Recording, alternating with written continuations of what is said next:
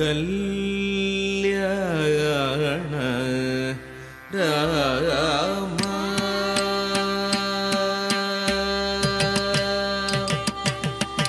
കല്യാണ രാമ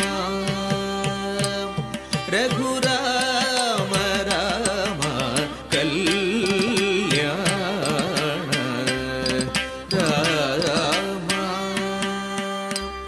രഘുരാമ രാമ കനകമകുട മരഗജ മണിലോല ഹാര ദശരഥ ബാല സീതാ കനകമകുട മരഗജ മണിലോല ഹാര ദശരഥ ബാല സീതാ കല്യാണ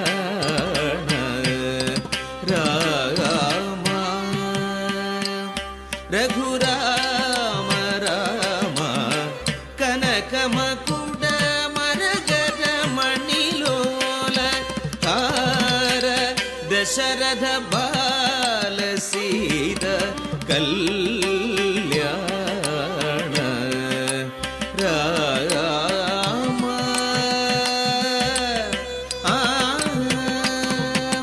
ആഗത സുരവര മുനിജന സജ്ജന അഗണിത ജനഗണ ഘോഷിത മംഗള ആഗത സുരവര മുനിജന സജ്ജന അഗണിത ജനഗണ ഘോഷിത മംഗള ആഗത സുരവര മുനിജന സജ്ജന അഗണിത ജനഗണ ഘോഷിത മംഗള ആഗത സുരവര മുനിജന സജ്ജന അഗണിത ജനഗണ ഘോഷിത മംഗള രാഘവ രാമ രാമ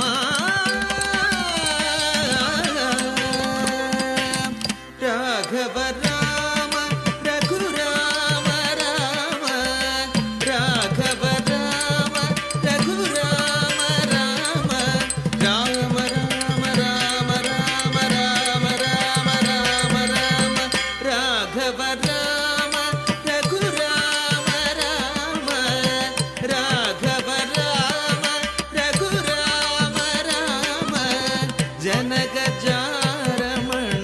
മനോഹര സീതാ ജനകജാരമണ മനോഹര സീതാ കല്യാണ രാമ രഘുരാമ രാമ കല്യാണ രാമ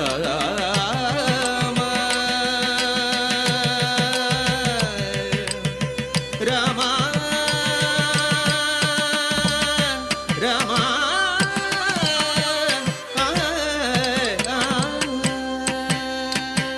ശ്രേഷ്ഠ ഭാരതം. യൗവരാജാഭിഷേകത്തിന് സന്നദ്ധനായിരിക്കുന്ന രാമനെ കണ്ട് അവതാര ലക്ഷ്യത്തെക്കുറിച്ച് സംസാരിക്കാൻ ആരാണ് നാരദനെ നിയോഗിക്കുന്നത്? എ ബ്രഹ്മാവ്, B Mahavishnu, C Devendran, D Bhoomidevi. Your time starts now. Option A ബ്രഹ്മാവ്. ഓപ്ഷൻ എ ബ്രഹ്മാവ് നമുക്ക് ലോക്ക് ചെയ്യാം അല്ലെ? ഓപ്ഷൻ എ ബ്രഹ്മാവ്. എന്താ ബ്രഹ്മാവ് എന്ന് പറഞ്ഞത്? ഏത് സന്ദർഭത്തിൽ അങ്ങനെ പറഞ്ഞെന്നറിയോ? മഹാവിഷ്ണുയുടെ അവതാരം ആയതുകൊണ്ട് തന്നെ മഹാവിഷ്ണു തന്നെ ഓർമ്മിപ്പിക്കാൻ ചാൻസ് ഇല്ല. ബാക്കി രണ്ടും ഒരു ചാൻസ് എടുത്തതാണ്. ആ ഒരു കറക്കി കുത്തിയതാണ്. ആണോ? ഓക്കെ, നമുക്ക് നോക്കാം. നിങ്ങൾ കറക്കി കുത്തിയ ഉത്തരം ശരിയാണ്. ടീം എക്ക് 2 മാർക്ക്. അടുത്ത ക്വസ്റ്റ്യൻ ടീം ബിയോടാണ്. ക്വസ്റ്റ്യൻ ഇതാണ്: ലോകഹിതത്തിന് താൻ എന്തു ചെയ്യും എന്നാണ് ഭരതൻ പറയുന്നത്? എ അയോധ്യയുടെ ഭരണഭാരം ഏറ്റെടുക്കും, ബി ജ്യേഷ്ഠനെ വനത്തിൽ നിന്ന് കൊണ്ടുവരും, സി അയോധ്യ ഉപേക്ഷിച്ചു പോകും, ഡി അയൽ രാജ്യങ്ങളെ ആക്രമിക്കും.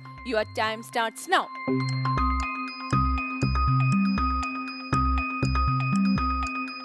ഓപ്ഷൻ ബി ജ്യേഷ്ഠനെ വനത്തിൽ നിന്ന് കൊണ്ടുവരും. ഓപ്ഷൻ ബി ജ്യേഷ്ഠനെ വനത്തിൽ നിന്ന് കൊണ്ടുവരും. നമ്മൾ ലോക്ക് ചെയ്യുന്നു. ജ്യേഷ്ഠനെ വനത്തിൽ നിന്ന് കൊണ്ടുവരണത് എങ്ങനെയാ ലോകഹിതമാവണത്? മറ്റേ ജ്യേഷ്ഠന് നൽകാൻ തീരുമാനിച്ചിരുന്ന ഒരു സ്ഥാനമാണ് ഇപ്പോൾ ഭരതന് ലഭിച്ചിരിക്കുന്നത്. അപ്പൊ അതിന്റെ ആ ഒരു മര്യാദ അനുസരിച്ച് തിരിച്ചു കൊണ്ടുവരുന്ന മര്യാദയുടെ പുറത്താണ് പറഞ്ഞത്. നിങ്ങൾ പറഞ്ഞ ഉത്തരം ശരിയാണ്. നെക്സ്റ്റ് ക്വസ്റ്റ്യൻ ടീം എയോടാണ്. ക്വസ്റ്റ്യൻ ഇതാണ്: ഭരതൻ വനത്തിലെത്തുമ്പോൾ ശ്രീരാമൻ വസിച്ചിരുന്നത് ചിത്രകൂട പർവ്വതത്തിലാണ്. അത് ഏത് നദീ തീരത്തായിരുന്നു? A Sarayu, B Yamuna, C Brahmaputra, D Mandakini. Your time starts now. പെട്ടെന്ന് പറ. A Sarayu. A Sarayu lock ചെയ്യട്ടെ. ഓക്കെ. അയോധ്യയുടെ അടുത്താണോ സരയു? അയോധ്യ സരയു നദിയുടെ തീരത്താണല്ലോ. നമുക്ക് നോക്കാം. നിങ്ങൾ പറഞ്ഞ ഉത്തരം തെറ്റാണ്.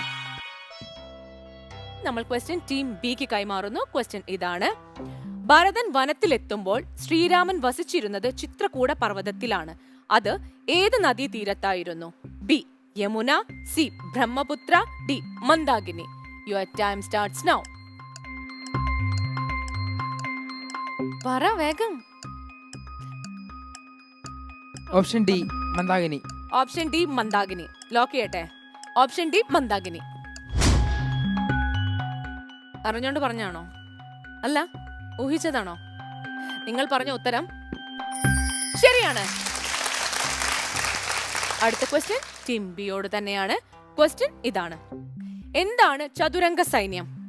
ഓപ്ഷൻ എ ചതുരന്മാരായ അംഗമുള്ള സൈന്യം, ബി ആന, തേർ, കാലാൾ, കുതിര എന്നീ വിഭാഗങ്ങളോട് കൂടിയ സൈന്യം, സി ചതി തുടങ്ങിയ ഉപായങ്ങൾ പ്രാവർത്തികമാക്കുന്ന സൈന്യം, ഡി സ്വകാര്യ സൈന്യം.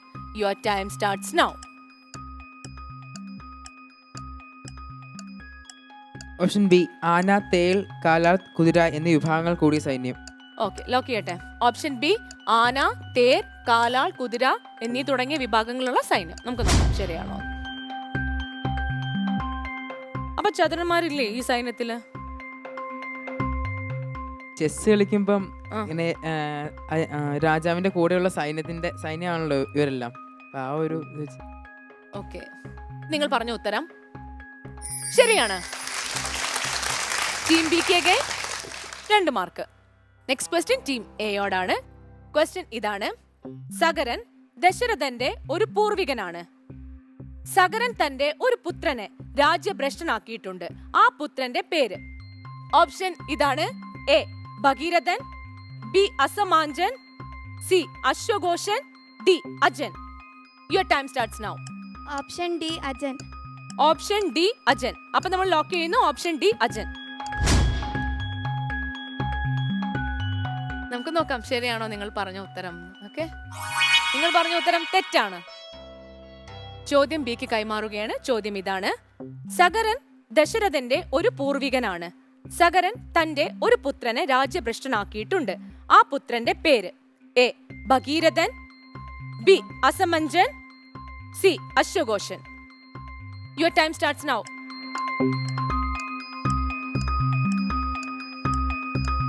ബി അസമഞ്ജൻ. ബി അസമഞ്ജൻ. നമ്മൾ ലോക്ക് ചെയ്യാണ്. ബി അസമഞ്ജൻ. നമുക്ക് നോക്കാം ശരിയാണോ. നിങ്ങൾ പറഞ്ഞ ഉത്തരം ശരിയാണ്. ടീം ബിക്ക് 1 പോയിന്റ്. അടുത്ത ക്വസ്റ്റ്യൻ ടീം ബിയോടാണ്. ഇതാണ് ക്വസ്റ്റ്യൻ: ജനനം, ബാല്യം, കൗമാരം, യൗവനം, വാർദ്ധക്യം, മരണം എന്നിങ്ങനെയുള്ള 6 അവസ്ഥകൾക്ക് പറയുന്ന പേര് എന്ത്? എ ഷഡ്കാലം, ബി ഷഡ്ഭാവം, സി ഷഡ്ജം, ഡി ഷോഡശം. Your time starts now.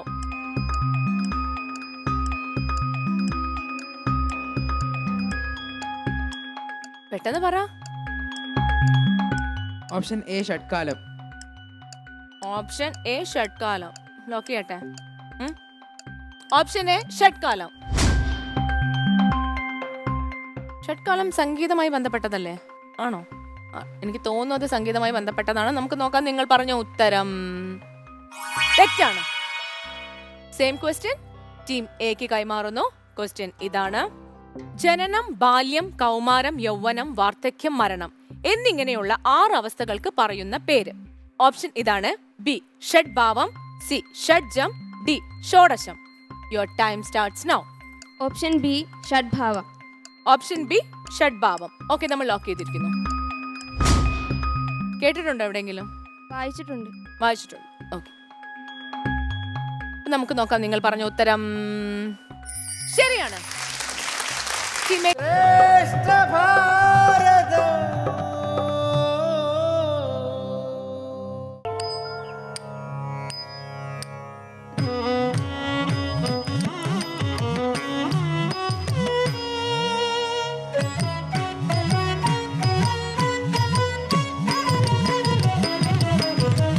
Vasudevan സാരഥിയാൻ തേരതിൽ പാർത്ഥനു സമേതം Kurukshetra രണാങ്കണ മധ്യേ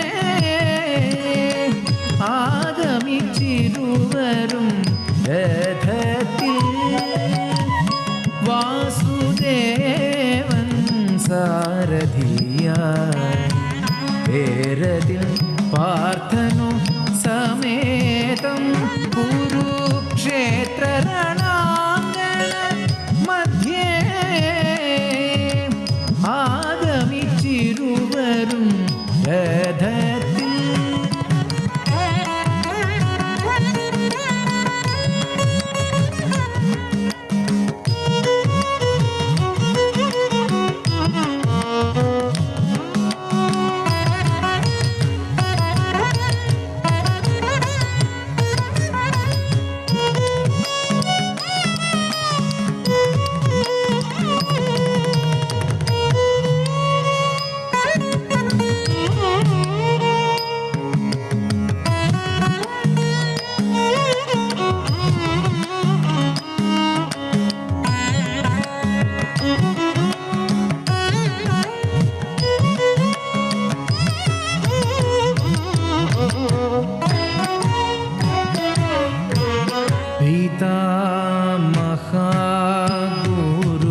മഹാഗുരുമാതുലൻ സോദരരാതി നിൽപ്പൂ രണാങ്കണേ.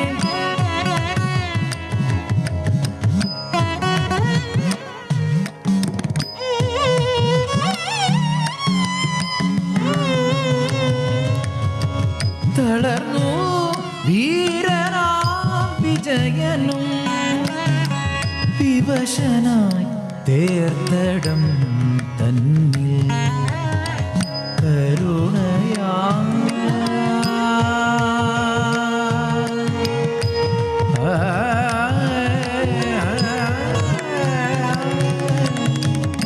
കരുണയായി തൽക്ഷണം മാധവൻ കരം പിടിച്ചരുൾ ചെയ്തിത്തം.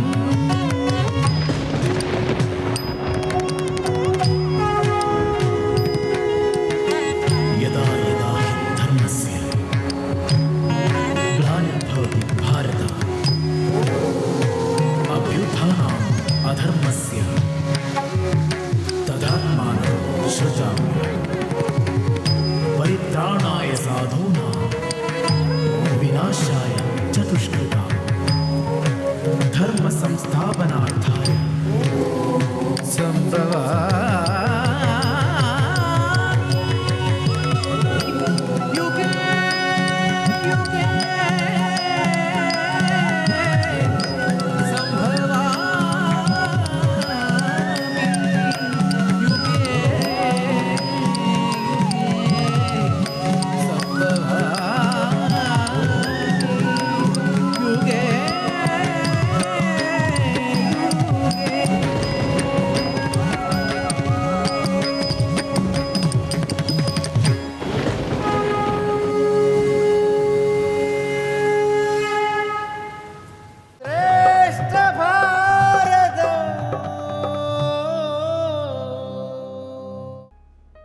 ഭഗവത്ഗീതയിലത്തെ 8-ാം അധ്യായം 6-ാമത്തെ ശ്ലോകമാണ് ചൊല്ലി വ്യാഖ്യാനിക്കുന്നത്. യം യം വാപി സ്മരൻ ഭാവം ത്യജത്യന്തേ കലേബരം तं तमेवैति कौन्तेय सदा तद्भावभावितः. ഈ ശ്ലോകം ശ്രീ ഭഗവാൻ അർജുനന് നൽകുന്ന ഉപദേശമാണ്. അർജുനനെ ഭഗവാൻ അല്ലയോ കൗന്ദേയ, കൗന്ദേയ എന്ന് വെച്ചാൽ കുന്തിപുത്ര എന്ന് വിശേഷിപ്പിച്ചുകൊണ്ടാണ് ഈ ഉപദേശം നൽകുന്നത്. ഭഗവാൻ പറയുകയാണ്, ഏതേത് ഭാവത്തെ സ്മരിച്ചുകൊണ്ടാണോ ഒരുവൻ ജീവൻ വെടിയുന്നത്, ആ ഭാവത്തെ ജീവിതകാലം മുഴുവൻ സ്മരിച്ചതിൻ്റെ ഫലമായി ജീവൻ വെടിഞ്ഞതിനു ശേഷം, അതായത് ശരീരം ഉപേക്ഷിച്ചതിന് ശേഷവും അവൻ ആ ഭാവത്തിൽ കുടികൊള്ളുന്നു. അതുകൊണ്ട് നീയും എന്നെ തന്നെ ഏത് സമയവും സ്മരിച്ചുകൊണ്ടിരിക്കുക, യുദ്ധവും ചെയ്യുക എന്നാണ് ഭഗവാൻ അർജുനന് നൽകുന്ന ഉപദേശം. അർജുനൻ്റെ മനസ്സിൽ ഒരുപാട് സംശയങ്ങളാണ്, സംശയങ്ങളുടെ ഭാണ്ഡമാണ്. അപ്പോൾ ഭഗവാനോട് കുറച്ച് സംശയമായിട്ട് അർജുനൻ ചോദിക്കുകയാണ്. അർജുനൻ അറിയാം ഭഗവാൻ സർവജ്ഞാനിയാണ്, ഭഗവാൻ ലോകനിയന്താവാണ് എന്നെല്ലാം അർജുനൻ അറിയാം. അപ്പോൾ ഭഗവാന് അർജുനൻ്റെ എല്ലാ സംശയത്തിനും ഉത്തരം പറയാൻ സാധിക്കും എന്ന ഉറപ്പോട് കൂടിയാണ് അർജുനൻ ഇതിനോട് ഒരു സംശയം ചോദിക്കുകയും ഭഗവാൻ അതിനുള്ള മറുപടിയായി ഈ ശ്ലോകം പറയുകയും ചെയ്തത്.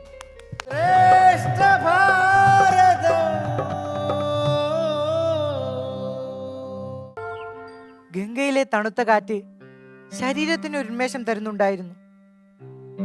എന്നാൽ മനസ്സിനൊരു വല്ലായ്മ. യുദ്ധം അടുത്തിരിക്കുന്നു.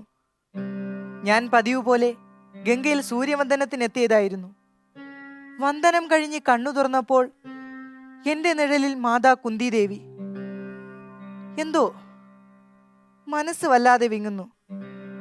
പാണ്ഡവ മാതാവിൻ്റെ വരവിൻ്റെ ഉദ്ദേശം എന്തായിരിക്കും? ഗംഗയിലെ കുഞ്ഞോളങ്ങളുടെ ശബ്ദം ഞാണലി പോലെ മുഴക്കമുള്ളതാകുന്നു. പാണ്ഡവ മാതാവ്, മാതാവേ, സൂതപുത്രന്റെ പ്രണാമം സ്വീകരിച്ചാലും. അപ്പോൾ മാതാവ് എന്നെ വിളിച്ചു, മകനെ കർണാന്ന്. എനിക്ക് വിശ്വസിക്കാൻ കഴിഞ്ഞില്ല സൂതപുത്രനെ മകനെ എന്ന് വിളിച്ചത്. ആ മാതാവിന്റെ കണ്ടത്തിൽ ശബ്ദം വിങ്ങുന്നുണ്ടായിരുന്നു. കണ്ണുകളിൽ കണ്ണുനീരിന്റെ കണങ്ങൾ കനം വയ്ക്കുന്നുണ്ടായിരുന്നു. മാതാവേ, പറയൂ, ഈ യുദ്ധാവസരത്തിൽ എന്താണ് പറയാനുള്ളത്? അതും ശത്രുപക്ഷത്ത് നിൽക്കുന്ന ഒരുവനോട്. യുദ്ധത്തിൽ നിന്ന് പിന്മാറണമെന്ന് പറയാനാണെങ്കിൽ അത് സാധ്യമല്ല. യുദ്ധത്തിൽ നിന്ന് പക്ഷം മാറണമെന്ന് അവർ എൻ്റെ കാലു പിടിച്ച് അപേക്ഷിച്ചു. മകനെ, നീ പാണ്ഡവ പക്ഷത്തേക്ക് വരൂ, നിന്നെ ചക്രവർത്തിയായി വാഴിക്കും. നീ ശരം തൊടുക്കുന്നത് നിന്റെ അനുജന്മാർക്ക് നേരെയാണ്. എനിക്ക് വിശ്വസിക്കാൻ കഴിഞ്ഞില്ല. എന്റെ സഹോദരന്മാരോ? അതെ, നിന്റെ സഹോദരന്മാർ, നിന്റെ അനുജന്മാർ. നീയാണ് എന്റെ മൂത്ത പുത്രൻ. മാതാവേ, ഞാൻ എന്താണ് ഈ കേൾക്കുന്നത്? ഇത് സത്യമാണോ? അതെ, സത്യം. അതോ യുദ്ധത്തിന് മുമ്പുള്ള മായാതന്ത്രമാണോ? അല്ല മകനെ, അല്ല. ഇത് പകൽ പോലെ സത്യമാണ്. കേട്ടാലും. പണ്ട് മുനി ദുർവാസാവ് എനിക്ക് തന്ന വരം, ഇഷ്ടമുള്ള ദേവന്മാരിൽ നിന്നും പുത്രോൽപത്തി ഉണ്ടാകുന്നതിനുള്ള വരം. ഞാനെന്ന് കൗമാരം കഴിഞ്ഞ് യൗവനത്തിലേക്ക് കടക്കുന്നതേയുള്ളൂ. അതിരാവിലെ സ്നാനം കഴിഞ്ഞ് കൊട്ടാര മുകളിലെ കിളിവാതിലൂടെ നോക്കുമ്പോൾ ശോണവർണ്ണത്തിൽ ഉദിച്ചുയരുന്ന ആദിത്യനെയാണ് കണ്ടത്. അദ്ദേഹത്തിന്റെ തേജസ്സിൽ മനസ്സുടക്കി വെറുതെ ഒരു രസത്തിന് ദുർവാസാവ് മഹർഷി തന്ന മന്ത്രം പരീക്ഷിക്കുവാൻ ഉറച്ച് മന്ത്രം ചൊല്ലി. കണ്ണു തുറന്നപ്പോൾ അതാ സൂര്യഭഗവാൻ അതീവ തേജസ്സോടെ മുന്നിൽ. ഞാൻ ഭയന്നുപോയി. പോകുവാൻ പറഞ്ഞു. അപ്പോൾ ആദിത്യദേവൻ, പോകുവാൻ കഴിയില്ല, അതാണ് ആ മന്ത്രത്തിന്റെ ശക്തി. ഒടുവിൽ വഴങ്ങുകയെ നിവൃത്തി ഉണ്ടായിരുന്നുള്ളൂ. ഉടൻ തന്നെ പ്രസവവും കഴിഞ്ഞു. ഒരു പെട്ടിക്കുള്ളിലാക്കി ഗംഗാ നദിയിൽ ഒഴുക്കി. അവൻ ജനിച്ചപ്പോൾ തന്നെ കവചകുണ്ടലങ്ങൾ അണിഞ്ഞിരുന്നു. ആ പുത്രനാണ് നീ. അതുകൊണ്ട് നീ യുദ്ധം ചെയ്യരുത്. ഇല്ല മാതാവേ, ഇല്ല. ഞാൻ അനുഭവിച്ച പരിഹാസങ്ങൾ അത് പറഞ്ഞറിയിക്കാൻ പറ്റാത്തതാണ്. അന്നൊക്കെ എനിക്ക് രക്ഷകനായി എത്തിയത് ദുര്യോധനായിരുന്നു. ഇല്ല, മാതാവും കേട്ടതാണല്ലോ ഞാൻ അപമാനിതനായത്. അന്നൊക്കെ എന്നെ രക്ഷപ്പെടുത്തിയത് ദുര്യോധനായിരുന്നു. എന്നെ അംഗരാജാവാക്കി. എന്നിട്ടും തുടർന്നില്ല അധിക്ഷേപങ്ങൾ. മാതാവ് ഉപേക്ഷിച്ച് എന്നെ വളർത്തിയത് സൂതനായ അധിരഥൻ. ധനുർവിദ്യ അഭ്യസിപ്പിച്ചത് ആചാര്യൻ ദ്രോണർ. ഗുരു ദ്രോണർ ബ്രഹ്മാസ്ത്ര വിദ്യ എനിക്ക് പറഞ്ഞു തന്നില്ല. ഞാൻ സൂതപുത്രനല്ലേ, ഞാനതിന് യോഗ്യനല്ലായിരുന്നു. അന്ന് യോഗ്യത വർണ്ണവും വർഗവുമായിരുന്നു. പിന്നീട് അത് പഠിക്കുവാൻ വേണ്ടി പരശുരാമന്റെ അടുത്തേക്ക് ചെന്നു. അദ്ദേഹം എന്നെ പഠിപ്പിച്ചു. ശേഷം പഠിച്ചതെല്ലാം സമയത്ത് ഉപകരിക്കാതിരിക്കട്ടെ എന്ന ശാപവും. ഹോ, എന്തുമാത്രം അപമാനിക്കപ്പെട്ടു. ആയുധ പരീക്ഷയിൽ അർജുനനോടൊപ്പം ആയുധാഭ്യാസം നടത്തിയതിന് ഞാൻ കേട്ട അപമാന വാക്കുകൾ. ഇന്ദ്രാദികളുടെ ഭിക്ഷയിൽ എന്റെ കവചകുണ്ടലങ്ങൾ ഞാൻ ദാനം നൽകി. അതോടെ എന്റെ ജീവന് സുരക്ഷയില്ലാതായി. മാതാ, പോകാം. യുദ്ധം നിശ്ചയിച്ചിരിക്കുന്ന ഈ സന്ദർഭത്തിൽ ശത്രുപക്ഷത്തിനോട് സമയം ചെലവിടുന്നത് നന്നല്ല. മകനെ, നീ പാണ്ഡവ പക്ഷത്തേക്ക് വരണം. ഇല്ല, ഞാൻ കൊല്ലുന്നെങ്കിൽ അത് അർജുനനെ മാത്രമായിരിക്കും. അങ്ങനെ ആര് മരിച്ചാലും മാതാവിന് 5 മക്കളുണ്ടാകും. മാതാവ് പോയാലും ഉണ്ടചോറിന് കൂറു കാണിക്കുന്നവനാണ് ഈ കർണൻ. വിശ്വാസവഞ്ചന ഒരു യോദ്ധാവിന് ഭൂഷണമല്ല.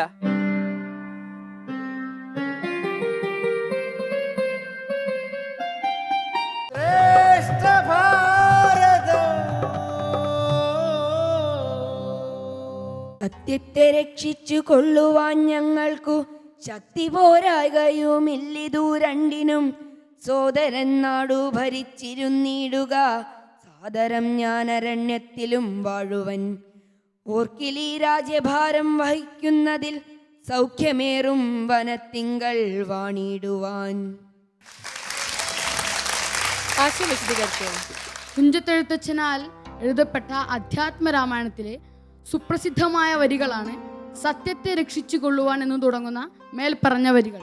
അച്ഛൻ്റെ സത്യത്തെ രക്ഷിച്ചു കൊള്ളുവാൻ ഞങ്ങൾക്ക് ശക്തിയുണ്ട്. സോദരനായ ഭരതൻ നാട് വാണുകൊള്ളട്ടെ, ഞാൻ വനത്തിൽ വാണുകൊള്ളാം. ഒന്ന് ഓർത്തു നോക്കിയാൽ രാജ്യം ഭരിക്കുന്നതിനേക്കാളും സൗഖ്യം വനത്തിൽ വസിക്കുന്നതാണ്. ശ്രീരാമൻ ദശരഥനോട് പറഞ്ഞ വാക്കുകൾ. നമുക്ക് ജഡ്ജസിനോട് ചോദിക്കാം. ശ്രീകുമാർ സർ, നന്നായിട്ട് ചൊല്ലി. നല്ലൊരു എന്താ പറയുക, സംഗീതം ഒന്നും വേണ്ട ഇല്ലെങ്കിൽ പോലും നല്ല വ്യക്തമായിട്ട് ചൊല്ലി മോൻ. Very good. അതുപോലെ അത് വളരെ കൊച്ചേ പറഞ്ഞുള്ളെങ്കിൽ പോലും നന്നായിരുന്നു. ഇനി വിശദീകരിച്ച് പറയാമായിരുന്നു. അതാണ് നമ്മളിവിടെ പ്രതീക്ഷിക്കുന്നത്. അർത്ഥം വ്യാഖ്യാനമല്ലേ. സത്യത്തെ രക്ഷിച്ചു കൊള്ളുവാൻ ഞങ്ങൾക്കു ശക്തി പോരായികയുമില്ലിതു രണ്ടിനും. സോദരൻ നാടു ഭരിച്ചിരുന്നിടുക സാദരം ഞാൻ അരണ്യത്തിലും വാഴുവൻ. ഓർക്കിലി രാജ്യഭാരം വഹിക്കുന്നതിൽ സൗഖ്യമേറും വനത്തിങ്കൽ വാണിടുവാൻ. അഗ്രജൻ തന്നെ പരിചരിച്ചെപ്പോഴും അഗ്രേ നടന്നു കൊള്ളേണം പിരിയാതെ. രാമനെ നിത്യം ദശരഥൻ എന്നുള്ളിൽ ആമോദമൂടു നിരൂപിച്ചു കൊള്ളണം. എന്നെ ജനകാത്മജയെന്നുറച്ചുകൊൾ, പിന്നെ അയോധ്യ എന്നോർത്തിടവിയേ. നന്നായി ചൊല്ലി. ആശയം വിശദീകരിച്ചോളൂ. 14 വർഷത്തെ വനവാസത്തിനായി ശ്രീരാമൻ സീതാസമേതം പുറപ്പെടുമ്പോൾ അനുജനായ ലക്ഷ്മണനും അവരെ അനുഗമിക്കുന്നു. തൻ്റെ മാതാവായ സുമിത്രയുടെ അരികിൽ ചെന്ന് അവസാനമായി അനുഗ്രഹം വാങ്ങാൻ ചെല്ലുകയാണ് ലക്ഷ്മണൻ. ആ സമയം സുമിത്ര നൽകുന്ന ഉപദേശമാണ് പ്രസ്തുത വരികൾ. രാമായണത്തിലെ ഏറ്റവും ശ്രേഷ്ഠമായ വരികൾ എന്ന് വിശേഷിപ്പിക്കപ്പെടുന്ന ഈ വരികൾ ഇതാണ്: എന്നും രാമനെ പിരിയാതെ നീ നടക്കണം. ദശരഥനെ പോലെ നീ രാമനെ കാണണം, സീതയെ ഞാനായി കാണണം, ദണ്ഡകാരുണ്യത്തെ അയോധ്യയായി കാണണം. അങ്ങനെയാണെങ്കിൽ ഇന്നും നിന്റെ ജീവിതത്തിൽ സുഖമുണ്ടാകും. ജീവിതത്തിൽ കടുത്ത പ്രതിസന്ധികൾ നമ്മൾ നേരിടുമ്പോൾ അതെല്ലാം എങ്ങനെ ലളിതമായി പരിഹരിക്കണം എന്ന ആ വലിയ സത്യമാണ് ധീരയായ ആ വനിത ഈ വരികളിലൂടെ നമ്മളോട് പറയുന്നത്. അഗ്രജൻ തന്നെ പരിചരിച്ചെപ്പോഴും അഗ്രേ നടന്നുകൊള്ളേണം പിരിയാതെ. രാമനെ നിത്യം ദശരഥനെന്നുള്ളിൽ ആമോദമോടു നിരൂപിച്ചുകൊള്ളണം. എന്നെ ജനകാത്മജയെന്നുറച്ചുകൊൾ, പിന്നെ അയോധ്യയെന്നോർത്തിടവിയേ.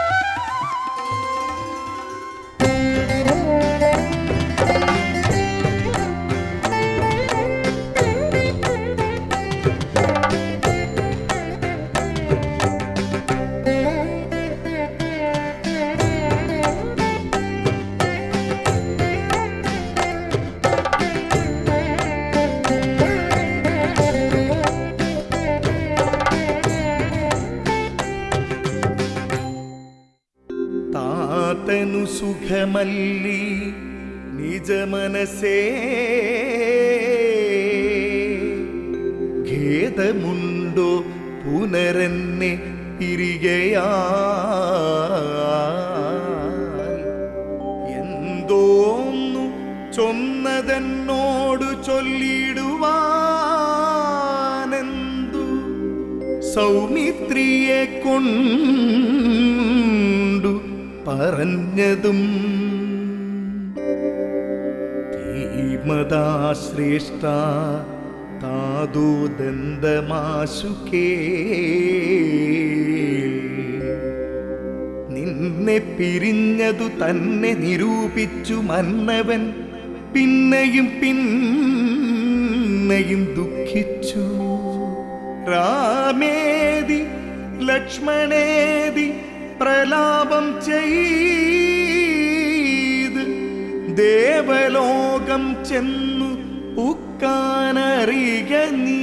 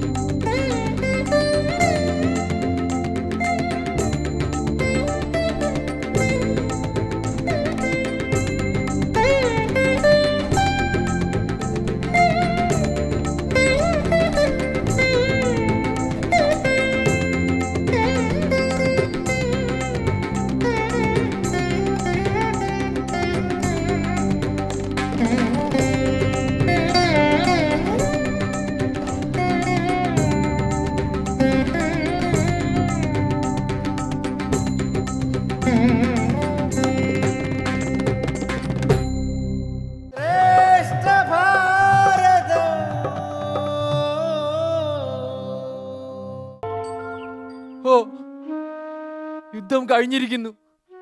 എന്നിട്ടും ഈ കൂർത്തുമൂർത്ത അസ്ത്രക്കിടക്കയിൽ മരണം കാത്തു കിടക്കുന്നു. ഉത്തരായനത്തിലേക്കുള്ള സൂര്യന്റെ യാത്രയെ നോക്കി കിടക്കുന്നു.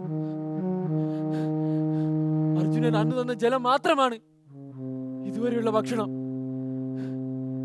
ഓ, ഏവരും വീരസ്വർഗം പ്രാപിച്ചു. എന്നിട്ടും ഞാനിതാ ഈ ശരശയിൽ കിടക്കാനായിരിക്കും എന്റെ വിധി. ഇതാ ശന്തനുവിന്റെയും ഗംഗാദേവിയുടെയും പുത്രനായി ജനിച്ചു. അഷ്ടവസ്തുക്കളിൽ ഒരാളുടെ അവതാരം, വിഷ്ണുവംശ പരമ്പരയിൽപ്പെട്ടവൻ. മഹാദേവ ജടയിൽ വസിക്കും ഗംഗാദേവിയുടെ പ്രിയ പുത്രൻ ഇതാ ഈ ശരശയിൽ മരണവും കാത്ത്.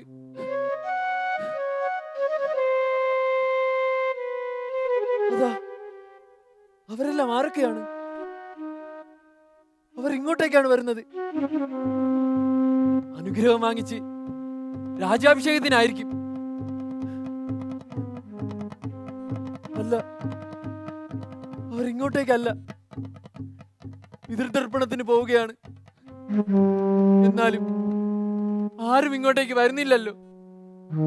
എല്ലാവരും എന്നെ മറന്നു.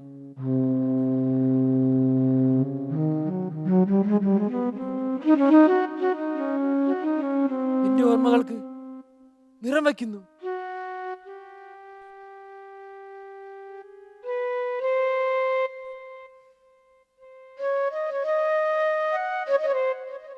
ബ്രഹ്മശാപം മൂലം ഗംഗാദേവി ഒരു മനുഷ്യ സ്ത്രീയായി ഗംഗാതീരത്ത് അവതരിച്ചു.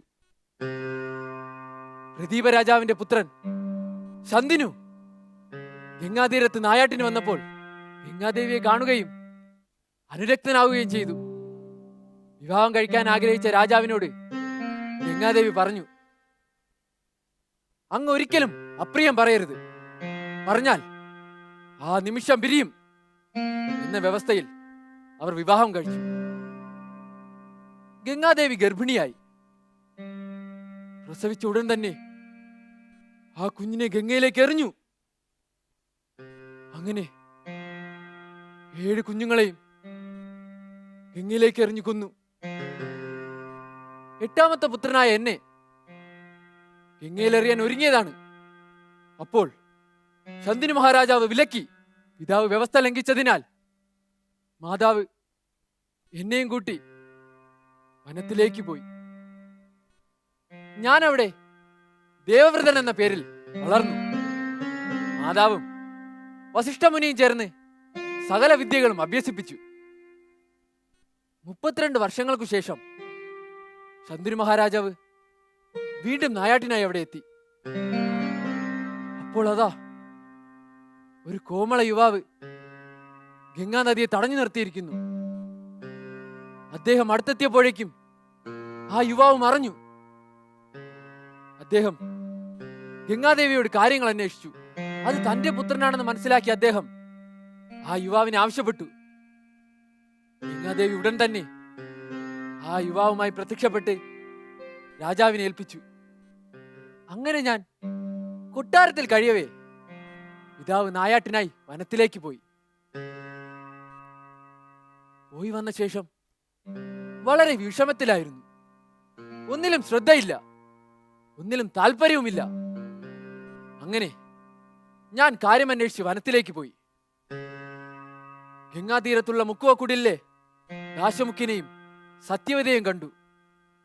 അവരോട് കാര്യങ്ങൾ ചോദിച്ചു മനസ്സിലാക്കി. അങ്ങനെ ഞാൻ പിതാവിന് വേണ്ടി സത്യവതിയെ യാചിച്ചു. ദാശമുഖ്യൻ 2 വ്യവസ്ഥകൾ മുന്നോട്ട് വച്ചു. ഞാൻ 2 വ്യവസ്ഥകളും അംഗീകരിച്ചു. സത്യവതിയുടെ പുത്രനായിരിക്കണം രാജ്യാവകാശം. അപ്പോൾ അങ്ങേക്ക് പുത്രന്മാരുണ്ടായാലോ എന്ന ദാശമുഖ്യന്റെ ചോദ്യത്തിന് ഞാൻ ഉറപ്പു നൽകി സത്യം ചെയ്തു. ഞാൻ ആജീവനാന്തം അവിവാഹിതനായി നിത്യബ്രഹ്മചാരിയായി കഴിയും. ഇത് സത്യം, സത്യം, സത്യം. ദേവതകളെ സാക്ഷി നിർത്തി ഞാൻ സത്യം ചെയ്തു. കൂടാതെ ദാശമുഖ്യന്റെ മകൾ ഇന്നു മുതൽ എന്റെ മാതാവായിരിക്കും. അങ്ങനെ ഞാൻ മാതാ സത്യവതിയും കൂട്ടി കൊട്ടാരത്തിലെത്തി. പിതാവ് സന്തുഷ്ടനായി. ദേവവ്രതൻ എന്ന ഞാൻ അസാധ്യമായ പ്രതിജ്ഞ ചെയ്തുകൊണ്ട് ഭീഷ്മർ എന്നറിയപ്പെടും എന്ന് ദേവതകൾ അനുഗ്രഹിച്ചു. പുത്രവത്സനായ പിതാവ് സ്വച്ഛന്ത മരണമെന്ന വരവും നൽകി. മാതാ സത്യവതിക്ക് 2 പുത്രന്മാർ ജനിച്ചു, വിചിത്രവീരനും ചിത്രാംഗതനും. അവർ കൗമാരപ്രായം കഴിഞ്ഞ് യൗവനത്തിലേക്ക് കടന്നു.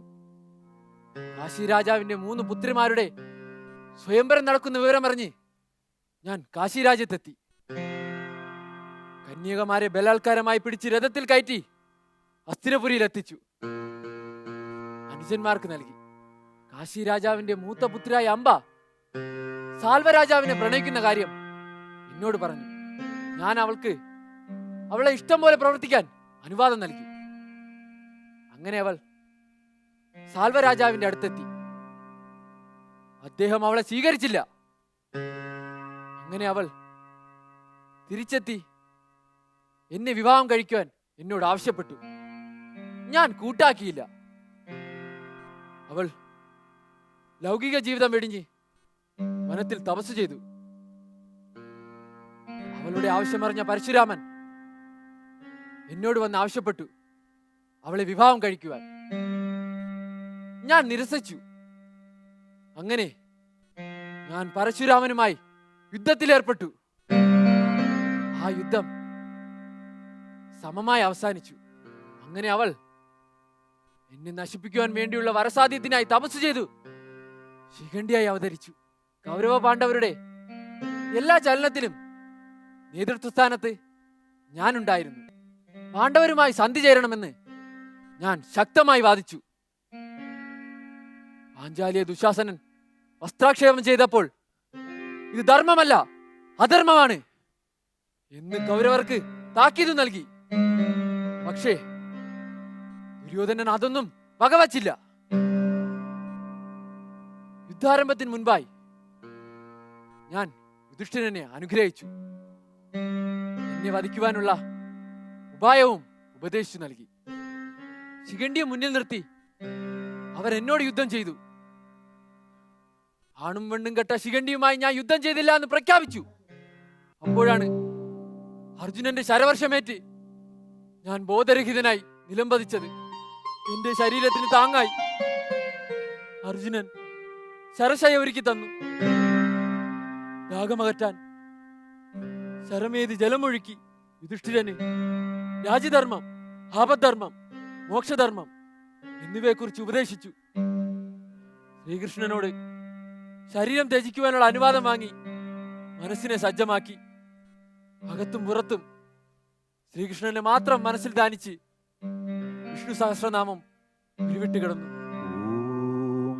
വിശ്വം വിഷ്ണുർവഷട്കാരോ ഭൂതഭവ്യ ഭവത്പ്രഭു ഭൂതകൃത് ഭൂതഭൃദ്ഭാവോ ഭൂതാത്മാ ഭൂതഭാവന.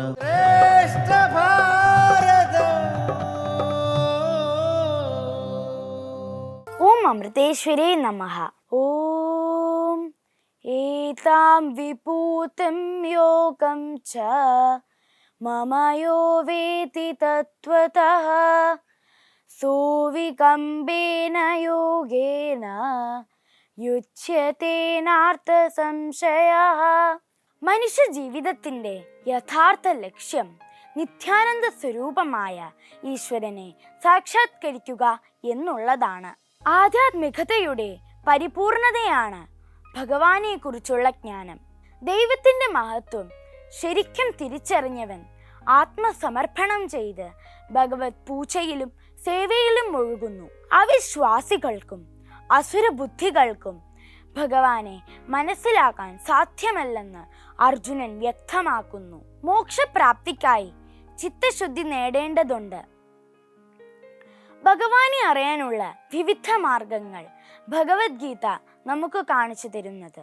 ഈശ്വര ചൈതന്യം പ്രകടമായി വിളങ്ങുന്ന ഈ മഹാത്മാക്കളെ ആശ്രയിച്ച് ഉപാസനയിലൂടെ ചിത്തശുദ്ധി വരുത്തി ആർക്കും ലക്ഷ്യത്തിലേക്ക് എത്താവുന്നതാണ്. ഏതെങ്കിലും വിഭൂതിയെ ആശ്രയിച്ചുള്ള ഈശ്വരാന്വേഷണമാണ് വിഭൂതി യോഗം.